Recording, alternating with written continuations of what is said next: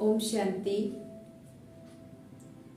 साप्ताहिक कोर्स के आज तीसरे सत्र हैं। आपने पहले और दूसरे सत्र में यह जाना आप कौन हैं और आप कहाँ के रहने वाले हैं। आज आप यह जानेंगे परमात्मा का दिव्य परिचय क्या है। तो अब तक हम लोग यह जानते आए हैं, परमात्मा के लिए एक सवाल उठता है लोगों के मन में, जो भगवान कौन है, ईश्वर कौन है, किसे हम ईश्वर माने। तो देखिए, परमात्मा वास्तव में एक है। वह कौन है? जैसे कि हम लोग कहते गॉड इज वन, यानी भगवान एक है। तो परमात्मा का दिव्य परिचय जानने से पहले हम यह जान लेंगे आत्मा और परमात्मा में भिन्न है, दोनों अलग अलग हैं। जैसे कि आत्मा कई प्रकार की होती है। जो आत्मा जिस प्रकार का कार्य करती है उसका नाम उसी आधार से पड़ता है। जैसे कि आपने सुना होगा पुण्य आत्मा, धर्म आत्मा, महान आत्मा, पाप आत्मा और देव आत्मा। इस प्रकार से हर किसी के जुबा पे आता रहता है नाम। अर्थात जो धर्म का कार्य कर रहा है उसको धर्म आत्मा कहते हैं। जैसे पैगंबर्स हुए या धर्म गुरु हुए, जिन्होंने धर्म के स्थापना के कार्य किया है, उन्हें धर्म आत्मा कहा गया है। पाप आत्मा उसे कहा जाता है जो सिर्फ और सिर्फ अपने जीवन में पाप ही पाप करता हो, वो पाप आत्मा हुआ। पुण्य आत्मा उसे कहा जाता है जो अपने जीवन में दान पुण्य करता है, वह हो गया पुण्य आत्मा। और देव आत्मा उन्हें कहा जाता है जैसे कि हमारे इष्ट देव हुए, श्री राम हुए, श्री कृष्ण हुए, गणेश, हनुमान, ये सभी देव आत्माओं की श्रेणी में आते हैं। श्रेष्ठ आत्मा है ये सभी। तो इस प्रकार से आपने यह समझा, जो आत्मा अपने अपने कर्तव्य के अनुसार उसका नाम पड़ता है। ठीक इसी प्रकार से परम पिता परमात्मा कहते हैं, यानी परम आत्मा, परम जोड़ आत्मा। तो परम माना उच्च से उच्च आत्मा, जो अजन्मा है, अभोक्ता है, जिनका दिव्य नाम परम पिता शिव परमात्मा हुआ। उनका दिव्य रूप निराकार है, बिंदु रूप ज्योति स्वरूप है। यह परमात्मा का दिव्य स्वरूप हुआ। अब निराकार का अर्थ यह न हम समझ ले, जो परमात्मा तो निराकार है, उसका कोई आकार ही नहीं है। वास्तव में निराकार का अर्थ यह होता है निराला, उनके दूजा इस संसार में कोई नहीं है। इसलिए शिव को स्वयंभू कहा गया है, क्योंकि स्वयं में वो है, स्वयं में ही वो सब कुछ है। उनके बाद सब है, उनके ऊपर कुछ नहीं है।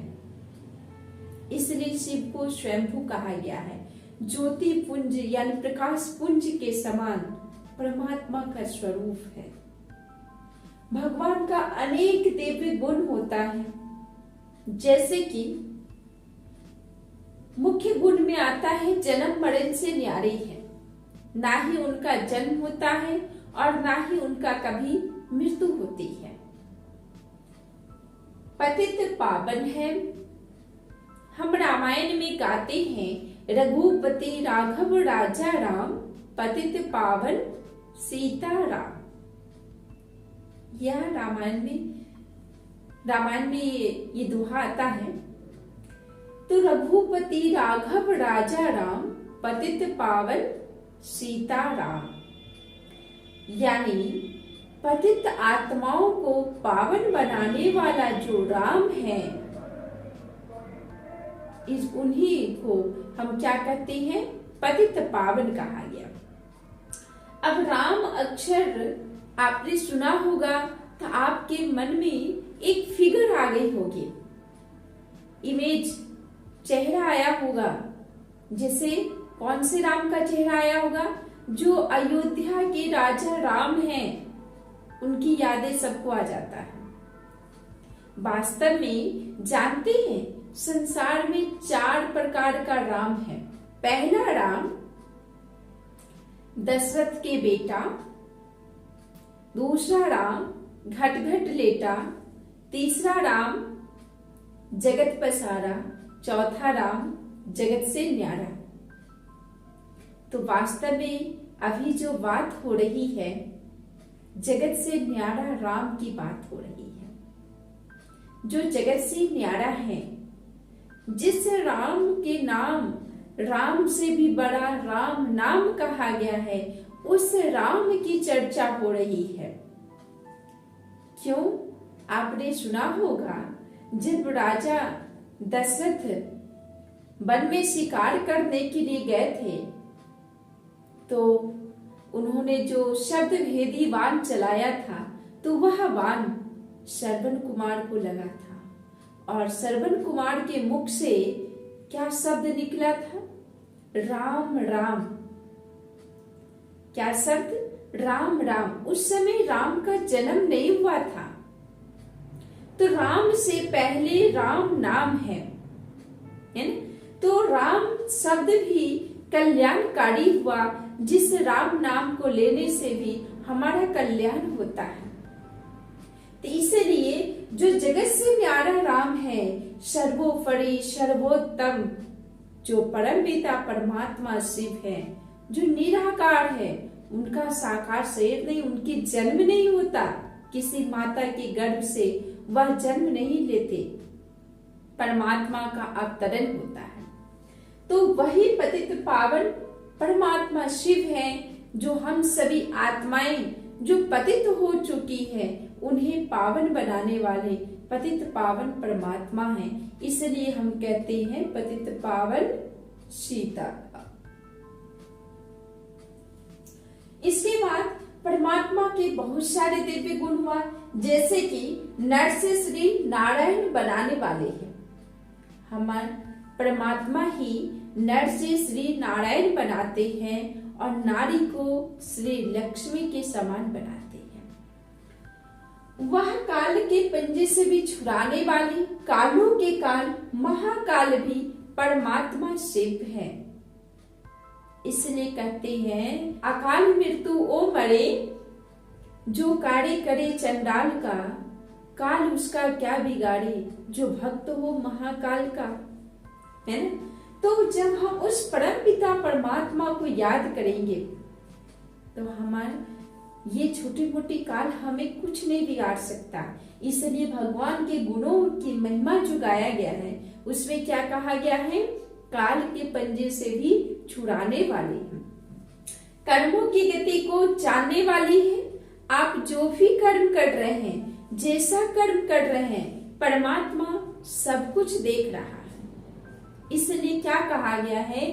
जो भगवान की 2-4 आंखें नहीं हैं, उनकी तो 1000 आंखें हैं, और वो 1000 आंखों से देख रहा है, चाहे वो कमरे के बंद कमरे में हो या बाहर खुले में हो।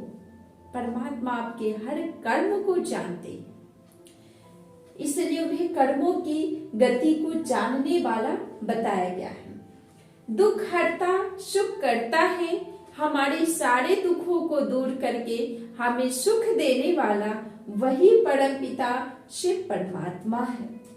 मुक्ति व जीवन मुक्ति के दाता है। आज हर व्यक्ति मुक्ति पाने का पुरुषार्थ करता है। वह यह सोचता है, जो हम अच्छे कर्म करें, ऐसा क्या कर्म करें जो हमें मुक्ति मिल जाए। किन चीजों से? इन जीवन से मुक्ति पाना चाहता है, मोक्ष की प्राप्ति करना चाहता है। परंतु जानते हैं मुक्ति और जीवन मुक्ति का अर्थ क्या हुआ? आज हर व्यक्ति मुक्ति क्यों पाना चाहता है? क्योंकि आज का जो हमारा जीवन है, यह बंधन वाले जीवन है। हम अनेक प्रकार की बंधनों में बंधे हुए हैं। घर परिवार, रोग शोक दुख अशांति, कई प्रकार की तनावों से घिरा हुआ हमारा जीवन है। इसलिए हम क्या चाहते हैं, जहाँ हमें सारे बंधनों से मुक्ति मिल जाए और ऐसी जगह पे चला जाऊं जहां पे शांति ही शांति हो। इसलिए व्यक्ति मुक्ति पाने का पुरुषार्थ करता है, परंतु जानती हैं भगवान हमें मुक्ति देने के लिए नहीं आए हैं, हमें जीवन मुक्ति देने के लिए आए हैं। जीवन मुक्ति का अर्थ यह होता है, ये नहीं जो जीवन मुक्ति का अर्थ ये हुआ जो जीवन से मुक्त हो गए, ऐसा नहीं होता। जीवन मुक्ति माना जीवन में रहते हुए रोग शोक दुख अशांति तनाव भय भूत कई सारी समस्याओं से मुक्त हो जाना ही जीवन मुक्ति कहा गया है। अर्थात हमारे जीवन में सच्ची सुख शांति प्रेम समृद्धि ये सब कुछ हो, उसको जीवन मुक्ति कहा गया है। परंतु यह दुनिया क्या है, दुख धाम है। यहाँ पे संपूर्ण सुख शांति नहीं मिल पाएगा, क्योंकि वाइब्रेशन हमेशा दुखों की अशांति का मिल रहा है। इसलिए सच्ची शांति का अनुभव हम अभी नहीं कर पाएंगे। जो असीम शांति होती है वह हमें नहीं मिल पाएगा। इसलिए भगवान ने कहा है जीवन मुक्ति पाने का पुरुषार्थ करो। जीवन मुक्ति हमें कहाँ मिलती है, जब जीवन मुक्ति अवस्था में हम होते हैं, उस समय यह भारत सुख धाम होता है। अभी जो हम जीवन बंधन की अवस्था में है, अभी का जो समय है ये दुख धाम का है। इसलिए हम सभी बंधन वाले जीवन जी रहे हैं। इसलिए श्रेष्ठ पुरुषार्थ करेंगे तो जीवन मुक्ति की प्राप्ति होगी, अन्यथा मुक्ति तो सबको मिलना है। ब्रह्मलोक में हर आत्मा जाएगी, जितने हैं सबके सब ब्रह्मलोक में जाएंगे। लेकिन जीवन मुक्ति में जो पुरुषार्थ करेंगे, जिनके कर्म श्रेष्ठ होगा, वही जीवन मुक्ति में जा पाएगा। इसके बाद परमात्मा को क्या कहा गया है, अकाल मूर्त। अकाल मूर्त का अर्थ यह हुआ जिसे कोई काल नहीं खा सकता। आज के मनुष्य हो, देवी देवताएं हैं, गुरु महात्मा ऋषि मुनि, इन सब को काल के गाल में समाना पड़ा। इन सब की मृत्यु होती है, यह सत्य है। जो जीवन है, जन्म है तो मृत्यु अवश्य है। इस सत्य को कोई भी झुठला नहीं सकता। इसलिए परमात्मा को क्या कहा गया, अकाल मूर्त, उसे कोई काल नहीं खाता, वह अकाल मूर्त है। इसके बाद परमात्मा प्रेम के सागर हैं, शांति के सागर हैं, आनंद के सागर हैं और सत्यचित आनंद स्वरूप है। ये सब परमात्मा का विशेष दिव्य गुण है। आज व्यक्ति मंदिरों में भी जाता है तो क्या कहता है, हे प्रभु हमारे मन को शांति देना। क्या देना, शांति देना। यानी हम भगवान से क्या प्रार्थना करते हैं, शांति की। जो हमें शांति चाहिए, सुख नहीं चाहिए। सुख तो सभी के पास है। जो मजदूरी कर रहा है ना, जो लेबर है, वो भी 2 रोटी दाल रोटी अच्छे से खा रहा है। वो भी अपना जीवन को अपने हिसाब से अच्छा से व्यतीत कर रहा है। बड़े लोग हैं वो भी कर रहे हैं, परंतु बड़ा हो या छोटा हो, साहूकार हो या गरीब हो, सबके जीवन में क्या नहीं है, शांति नहीं है। सब परेशान है, सबके पास कुछ न कुछ समस्याएं हैं, जिन समस्याओं से सभी व्यक्ति परेशान हैं। तो इसलिए भगवान से हम क्या कहते हैं, जे हे प्रभु मुझे शांति देना, मेरे मन को शांत कर दो। मेरा मन बहुत परेशान है, मैं बहुत दुखी रहता हूँ, बहुत मैं अशांत रहता हूँ। इस प्रकार की उलझनों में व्यक्ति का जीवन घिरा हुआ रहता है और वह परमात्मा से शांति मांगता है। जानते हैं शांति आपके गले का हार है। मैं आत्मा शांत स्वरूप हूँ, मेरा स्वधर्म शांति है और मैं शांति धाम के रहने वाली हूँ, फिर भी मैं आत्मा परेशान हूँ, अशांत हूँ। आपने कहानी तो अवश्य सुना होगा, जो रानी के गले में हार पड़ा हुआ था और बाहर ढूंढ रहे थे। ठीक इसी प्रकार के से आज के मानव का जीवन है। शांति उसके भीतर है। कहाँ है? उसके भीतर है, लेकिन वो कहाँ ढूंढ रहा है? बाहरी चीजों में शांति ढूंढ रहा है। तो बाजार में बिकने वाली चीज तो नहीं है जो आप जाएंगे खरीद के लिए आएंगे और आपके घर में शांति आ जाएगी। इसलिए कहा गया है, पैसे से बहुत कुछ हो सकता है और पैसे से बहुत कुछ नहीं भी हो सकता। तो जीवन में सच्ची शांति जो चाहिए वह पैसे से नहीं मिलने वाला, वह सत्य ज्ञान से प्राप्त होता है शांति। जब मानव के अंदर के भीतर में जो अज्ञानता समाया हुआ है, वह अज्ञानता जब उसकी खत्म होता है तो उसके जीवन में सच्ची शांति आती है। इसलिए हम सभी जानते हैं किसकी संतान है? शांति के सागर परमपिता परमात्मा शिव के संतान होने के बावजूद भी हम शांति के प्यासे हैं। क्यों प्यासे हैं? क्योंकि हम यह नहीं जान रहे जो हमारा पिता ही शांति का सागर है ना। इसलिए हम प्यासे हैं। जब हमें उस परमात्मा का परिचय पहचान मिलेगा तो हमारी प्यास अवश्य बुझ जाएगी। इसलिए सागर के किनारे बैठने के बावजूद भी यदि हम कहेंगे जो मुझे ठंडक का शीतलता का अनुभव नहीं हो रहा है, तो सागर की कमी नहीं है, वो हमारी खुद की कमी है जो मैं उन चीजों को महसूस नहीं कर पा रहा हूं, है ना। इसी प्रकार से भगवान चाहते हैं, परमात्मा ने अपने स्वधाम छोड़ के नीचे इस मानव सृष्टि पर अवतरित हुए और ब्रह्मा मुख के द्वारा हम सभी को ईश्वरीय ज्ञान देते हैं, ताकि हमारे भगवान के ईश्वरीय ज्ञान सुन करके हम अपने जीवन को धन्य बनाएं और अपने भीतर की अज्ञानता को खत्म करें। क्योंकि ज्ञान एक ऐसी प्रकाश है, एक ऐसी रोशनी, एक ऐसी शक्ति है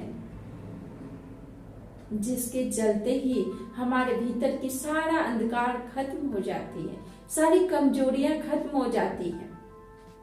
इसलिए यथार्थ ज्ञान को समझना बेहद जरूरी है। जैसे कि आपने कल समझा, कल परसों 2 दिन के चैप्टर में आपने यह समझा, जो मैं एक आत्मा हूं। क्या हूं मैं एक आत्मा हूं। मैं यह बॉडी शरीर नहीं, मैं एक आत्मा हूं और इस मानव सृष्टि पे मैं इसलिए आया हूं क्योंकि मुझे यहाँ पे श्रेष्ठ रोल करना है, नाटक पाठ बजाना, मैं एक एक्टर हूं। जब व्यक्ति खुद को एक्टर समझने लगता है, यह सोचता है जो मैं एक अभिनय करने के लिए आया हूं, तो व्यक्ति कभी भी दुखी और अशांत नहीं हो सकता है, क्योंकि वो रोल कर रहा है।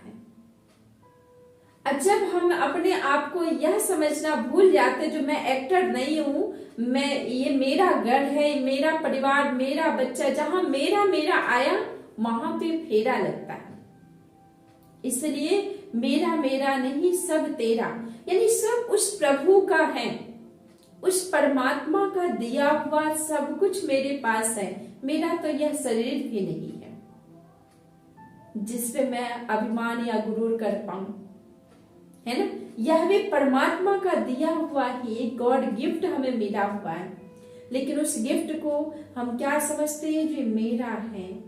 इसलिए भगवान ने कहा है, खुद को गृहस्थी नहीं समझो, खुद को ट्रस्टी समझो। तो ये परमात्मा का जो विशेष गुण है, इन गुणों को हम रोज क्या करें? स्मरण करें, याद करें, सिमरन करें। जितना आप भगवान के गुणों का गुणगान करेंगे, उतना आपके जीवन में सच्ची सुख शांति की प्राप्ति होगी। ठीक, तो एक बार और आप जान लेंगे, परमात्मा का देवी नाम परम पिता शिव परमात्मा हुआ। शिव शब्द का अर्थ ही होता है कल्याणकारी, वह सर्व का कल्याण करने वाले हैं और उनका रूप निराकार ज्योति बिंदु स्वरूप है। और भगवान शांति के सागर हैं, ज्ञान अमृत के सागर हैं, आनंद के सागर हैं और जन्म मरण से न्यारे हैं, पतित पावन है। ये सभी भगवान के गुण हैं। इन गुणों को हम सभी अपने बुद्धि से याद करें, जिसे बुद्धि योग कहा गया, यानी कर्म करते हुए ईश्वर को याद करना ही कर्म योग होता है। इसलिए आप कोई भी कार्य कर रहे हैं लेकिन उस परमपिता परमात्मा को याद करेंगे तो आपके जीवन में सच्ची शांति अवश्य आएगी। ओम शांति।